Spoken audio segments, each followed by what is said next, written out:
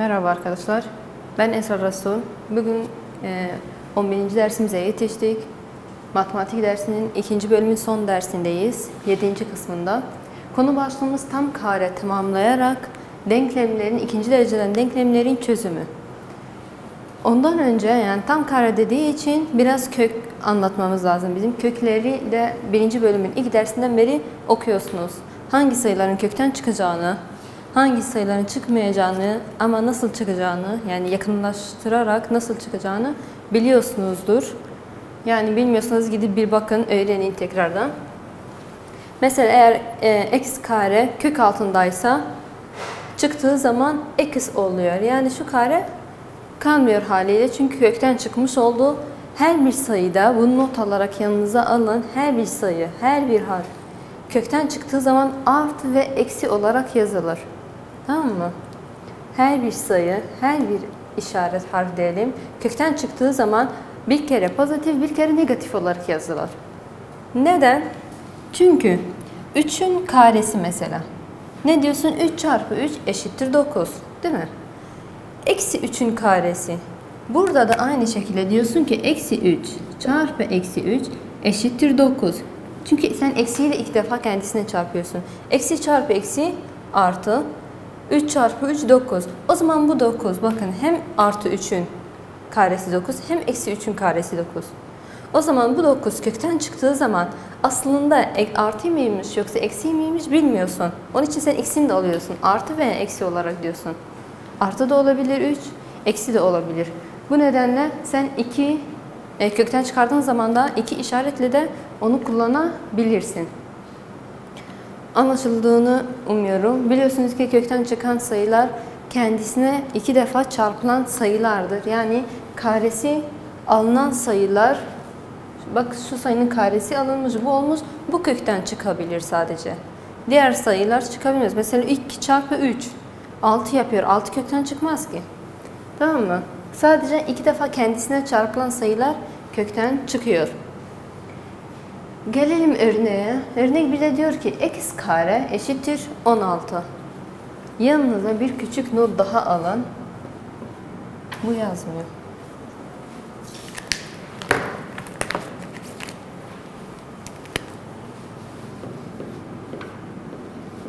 Şimdi yazar. Denklemde kare eşittirin diğer tarafına şu yazıya bak.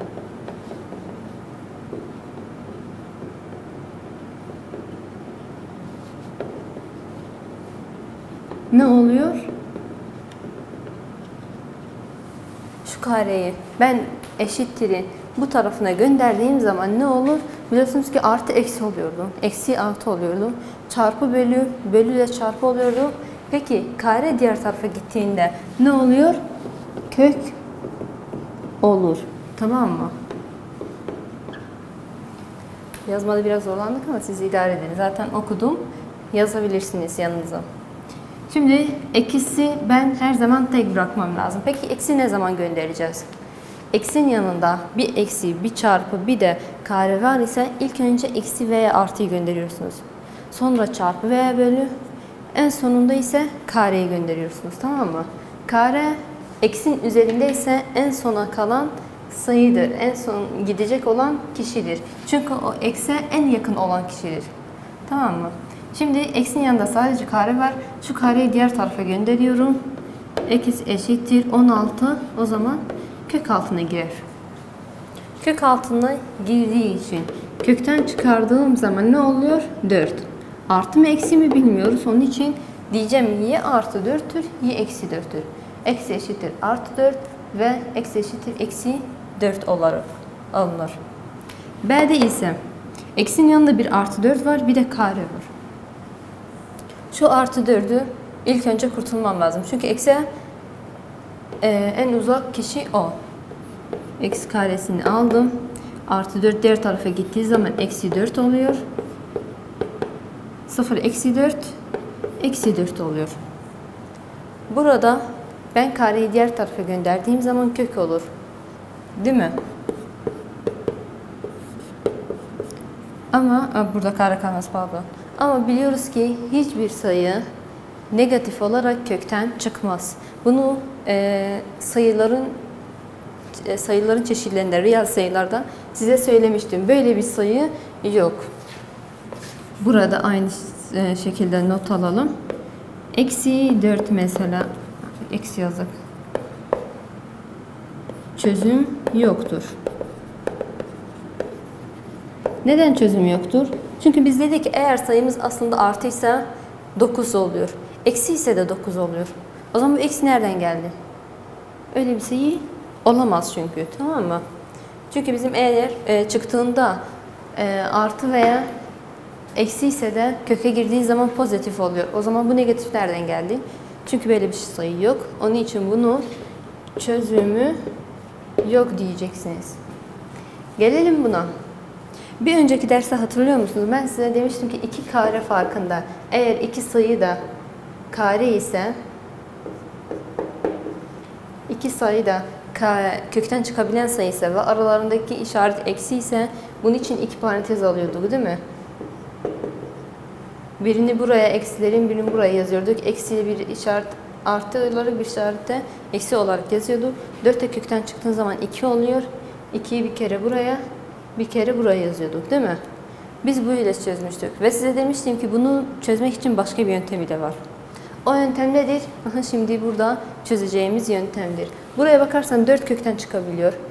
X kare. Aralarında eksi var. Ondan sonra 25 var.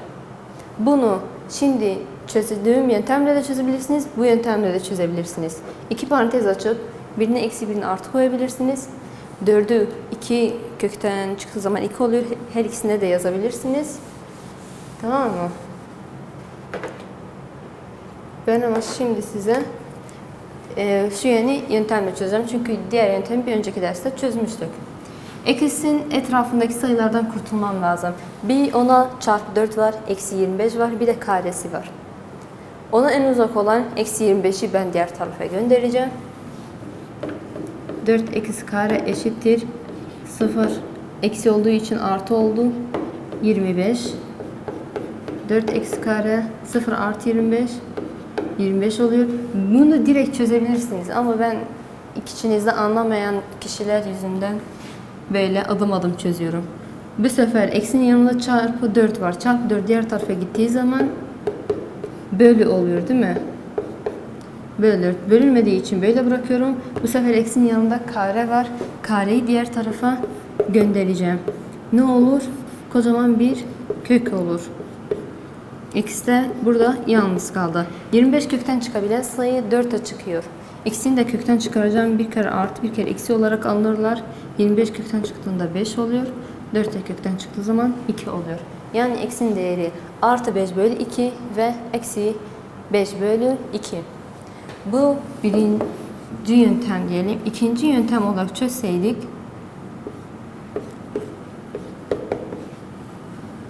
bakın bir kere 2 buraya yazıyorum. X'ten 2 tane var. Birini buraya yazıyorum. Eksi ve artı olarak geçer. 25 de kökten çıktığı zaman 5 oluyor. Bakın sonra bunları iki ayrı denkleme ayırıyorduk hatırlıyorsanız.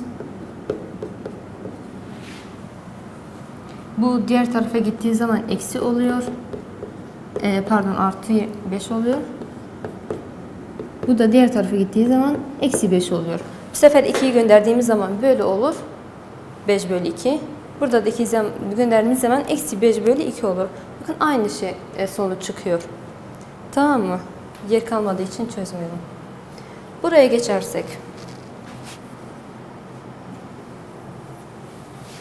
geçersek.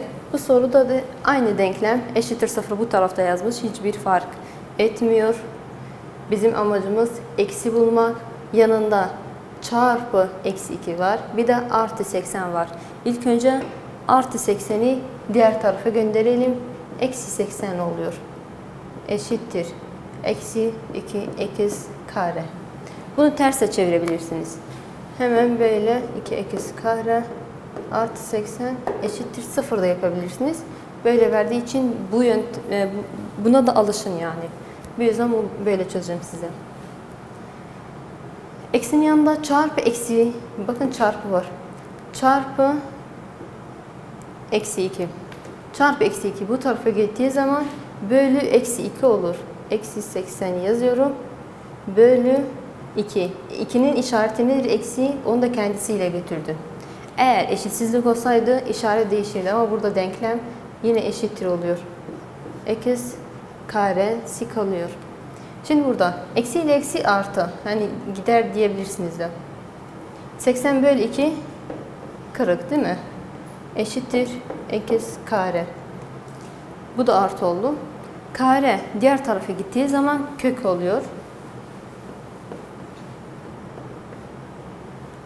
40 kökten çıkıyor mu? Hangi sayıyı kendisine çarparsan 40 oluyor? Hiçbir sayı değil mi? Ama ne yaparız? Yani çarpanlarına ayırabiliriz. Kaç çarpı kaç? 40 yapıyor. Ve kökte çıkabilen sayılar olsun. Bakın kitapta kaç vermiş? Vermemiş. Yakınlaştırma olarak bulmuş. Hani demiş ki iki sayı arasında düşer. Hangi sayıya daha yakın falan ilk derste okuduğumuz. Ama bunu çarpanlarına ayırırsak bakalım çıkarabilir miyiz? 10 çarpı 4 olarak olur. 10 çarpı 4 eşittir. Eksi 4'ü kökten çıkardığımızda 2 oluyor. Ön 10 kök altında kalıyor.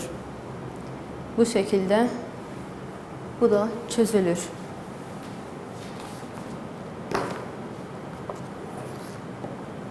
Gelelim 3. örneğe.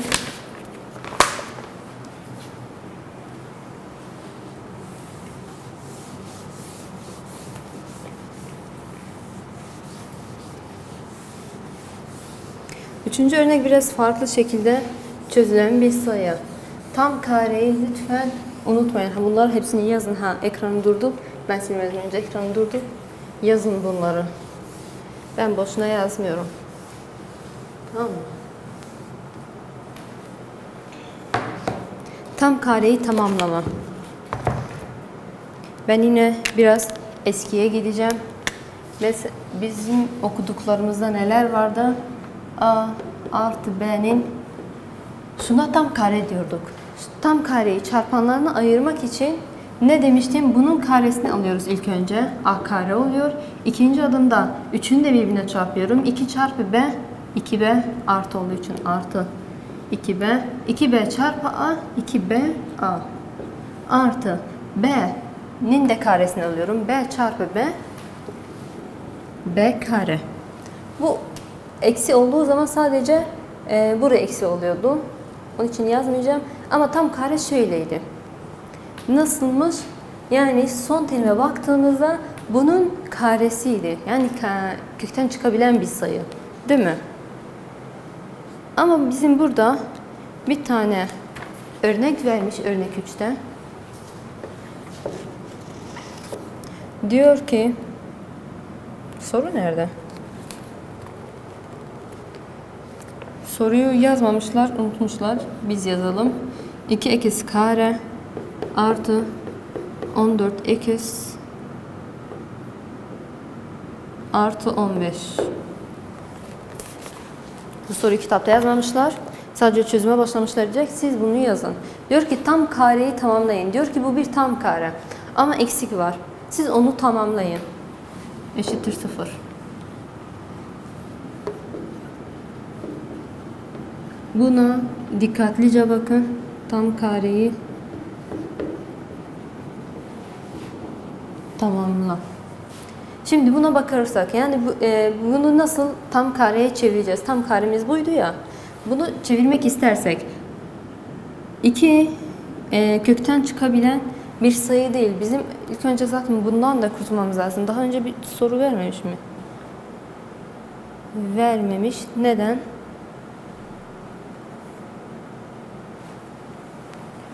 Soru yanlış olabilir mi? İkisi yok orada. Bu 2 yok soruda.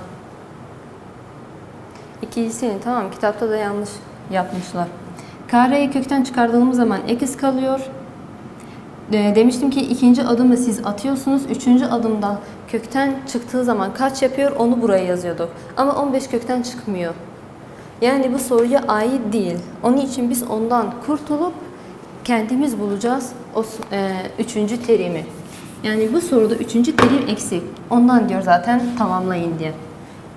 Ne yapıyoruz? Üçüncü terim bu soruya ait olmadığı için bunu eşitliğin diğer tarafına gönderiyorum. Artı 15. Bunu kendisi gibi yazıyorum. Pardon, ondan önce yok, tamam. Artı 14 ekiz eşittir. Artı 15 miydi, eksi 15 miydi? Soru niye yazmamışlar ki kitapta? Eksiymiş bu. Zaten eksi olsaydı hiçbir şekilde çözülmüyor. Bu tarafa gelince artı 15 oluyor. Tamam. Bu birinci adımımız. Üçüncü terimden kurtuluyoruz. İkinci adımda ne yapıyoruz? Ortadaki eksinin yanındaki terimi alıyoruz. Sayıyı alıyoruz. 2'ye bölüyoruz. Daha sonra onun karesini alıyoruz. Nasıl? Şu sayıyı alıp 14 bölü 2 yapıyoruz. 7 çıkıyor. 7'nin bu sefer karesini alıyoruz. 7 çarpı 7 49. Şu aldığımız 49'u eşittirin iki tarafına da ekliyoruz, tamam mı? Yani eşittirin hem bu tarafına hem de bu tarafına ekliyorsunuz. Şuradaki sayıyı alıyorsunuz, tamam mı? Ortadaki terimin. Bunu alıyorsunuz. Bölü 2 yapıyorsunuz. Bu sabit. Sonra çıkan sayının karesini alıyorsunuz. Çıkan sayıyı ise eşittirin iki tarafına da ekliyorsunuz. X kare artı 14 eksi yazıyorsunuz. Artı 49'u bir kere buraya, 15'i de yazıyorum. Bir kere de buraya ekliyorum. Yani iki tarafa da ekledik bu sayıyı. Bunu topluyoruz. 14 eksi artı 49 eşittir 15 artı 49 kaç oluyor? 54 64 değil mi? Şimdi bunu tam kareye çevirebiliriz. Üçüncü terimimizi bulmuş olduk. Üçüncü terimi bulduğumuza göre tekrar ediyorum, tam kareye çevirebiliriz. Ekiz kökten çıktığı zaman eksi oluyor. Şuradaki artı işaretini yazıyoruz. 49 kökten çıktığında 7 ediyor. 7'yi de buraya yazıyoruz. Eşittir 64. Pardon, kareyi de unutmayarak. Şimdi bu kareden ilk önce kurtulacağız çünkü parantez üzerinde. Şu kareyi diğer tarafa gönderdiğimiz zaman ne oluyor? Şöyle geleyim. Kareyi diğer tarafa gönderdiğimiz zaman kök olur. Bir önceki soruda da söylemiştik. 49, pardon, 64. Kareyi diğer tarafa gönderdim. Parantezde kaldırdım artık çünkü kare yok. Gerek yok paranteze. Şu 64. Kökten çıktığı zaman kaç yapıyor? Artı, eksi 8 dediğinizi duyar gibiyim. 8 çarpı 8 64 yapıyor ya. Artı 8 olarak da almamız lazım. Şimdi bunun çözümü olduğu için bir kere artı olarak ben bunu yazacağım. Bir kere de eksi olarak. X artı 7 eşittir artı 8. X artı 7 eşittir eksi 8. Şimdi bu artı 7'yi diğer tarafa göndereceğiz. Eksi tek kalması için. 8 eksi 7 eksi 8 eksi 7. Peki şimdi bunları çözelim. X eşittir 8 eksi 7. Yerde bırakmadık ki biz burada.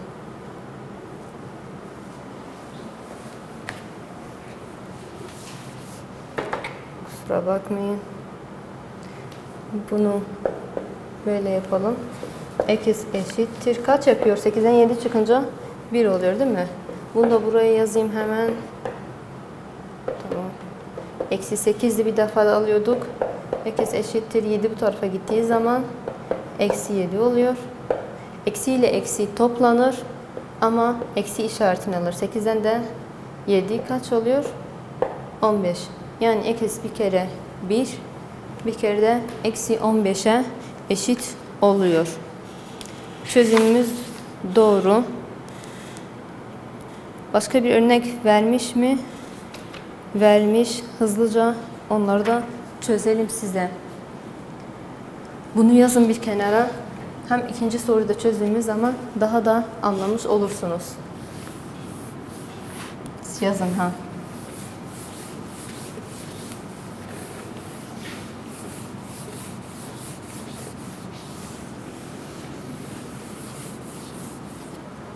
Kaçırdığım bir yer yok. Anlamadığınız konular olursa tekrar videoyu başa sarıp izleyebilirsiniz.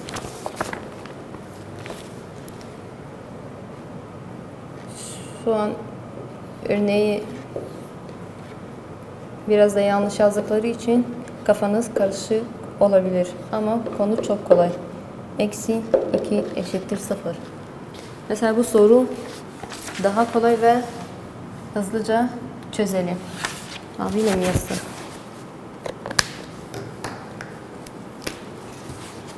Şimdi aynı şekilde tam kareyi tamamlayarak dediği zaman siz hemen zaten şu eksi 2'den kurtulmaya bakın. Eksi 2'yi diğer tarafa, eşitin diğer tarafına gönderiyorsunuz. X kare eksi 2x eşittir 0 artı 2. İkinci adımda demiştim. Ortadaki terimi alıyorsunuz. 2'yi. 2 ile bölüyorsunuz. Çıkan sonucunun karesini alıyorsunuz. 1 çarpı 1 yine 1 yapar zaten. Şu 1'i eşittirin iki tarafına da ekliyorsunuz. X kare eksi 2x artı 1 eşittir 0 artı 2 2 oluyor. Artı 1 de ekleyince 3 olur. Bunu şimdi üçüncü terimi bulduğumuza göre tam kareye çevirebiliriz. Zaten biz bu yüzden buluyoruz ki tam kareye çevirebilirim. Ne yapıyoruz? X'in karesi kökten çıktığı zaman eksi oluyor. Eksi işaretimiz var. Eksi yazıyorum. Bir de kökten çıktığı zaman yine 1 yapıyor. Kareye ekliyorum. Eşittir 2 artı 1 3. Bu sefer şimdi tam denklem oldu. X'in değerini bulmaya gidiyorum. İlk önce şu kareyi diğer tarafa göndereceğim.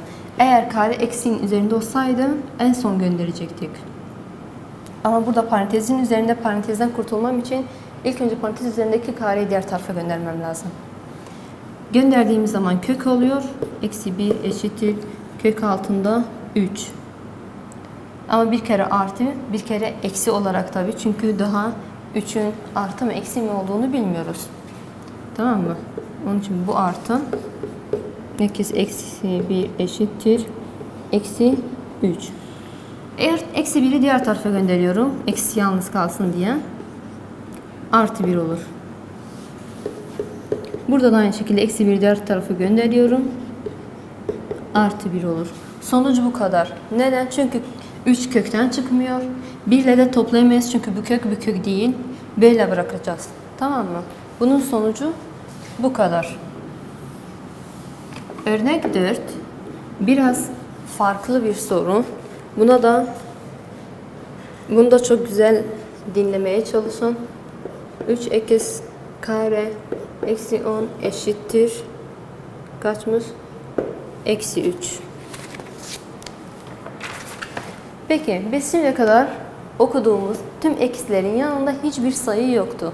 Eğer sayı da olsa kökten çıkabilen bir sayı olsun. Ama eğer kökten çıkmıyorsa o sayı, yani x'in yanındaki sayı kökten çıkmıyorsa bizim ondan da kurtulmamız lazım. Peki nasıl kurtuluruz bundan?